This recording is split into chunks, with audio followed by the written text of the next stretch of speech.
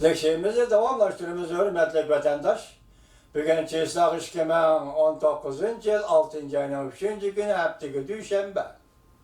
Ben başta degендek bugün Senatör Gardner hazır Tayvan'da qaytib geldim yok o haber yok da lekin Tayvan'da Gardner ne mi dedi? Senatör Gardner ne mi dedi? Şu mavzu. Senatör Gardner mundaq ta'kidledi. Prezident Sayyiminning yaqin oraliqda Washingtonni ziyorat qilishini hamda Davlat Majlisida doklad berishini umid qilamiz dedi mavzuli xabar 6. ayning 2. kuni Amerika ovozining Xitoy tili programmasi e'lon qilindi. Xabar bundoq boshlanadi. Tabii Amerika Qo'shma Shtatlar Davlat Majlisi Senator Gardner mundaq ta'kidladi.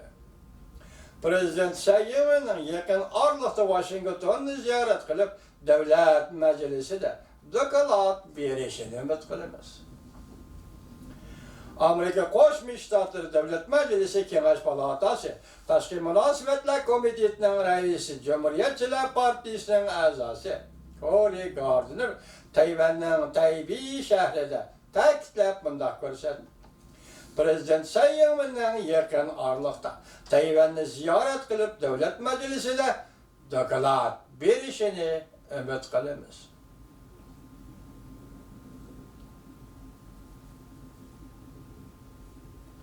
Senator Gardner mundaq ko'rsatdi.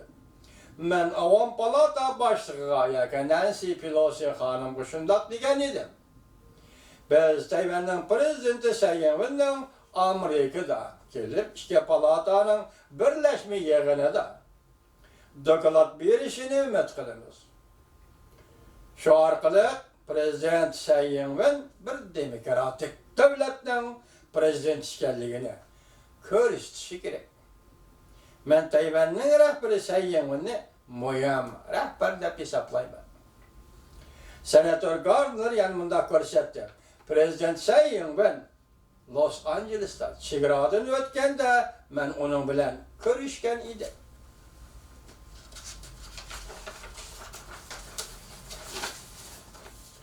Men Sayyiminning ish tashlaridan Washingtonda prezident Sayyiminga ko'zdan kechirish yig'ini uyushtirib berishiga ilhom bergan edi. 2. ayning 7. kuni Senator Gardner yana boshqa 4 nafar senator bilan Avom palat birlashib xat yozib, Avom palata boshlig'i Nancy Pelosiga xat yozib, uning Tayvanning prezidenti Sayyiminni pat arada Washingtonni ziyorat qilishga taklif qilishi va ikki palatada doklad berishga tashkillashiga haydakchilik qilgan edim, dedi Senator Gardner. Bu xat yana mundaq ko'rsatilgan. Aloqador taklif qilish Amerikaning qonunlariga uygun. Ham Amerikaning Hind Tinch okean rayonidagi rahbarligini kuchaytirdi.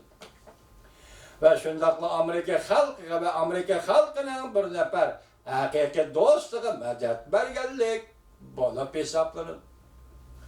Demokratiyaning qimmati prezident Sayyimin yakshanba kuni Taybey shahrida prezident mahkamasida senator Gardner bilan ko'rishganda mundaq ko'rsatdi. Rais va senator Gardner, Tashqi munosabatlar komitetining raisi Gardner efendimning Tayvanni qo'llaganligiga rahmat aytaman. Hamda davomli Amerika Tayvan munosabati va demokratik qimmat qarashlarimiz uchun o'rtaq kurash qilishni umid qilaman. Prezident Sayyimin yana mundaq ko'rsatdi. Bu yil Tayvan munosabatlari qonun turg'izilganligining 40 yili. Rais Gardner bir hafta burun yana 5. ayning 23. kuni Tayvan qonun loyihasi o'tirib qo'yib, Tayvan Amerika munosabatlarini qo'llab, Tayvanning xalqaro makonini muqimlashtirdi. Buning rahmat aytaman.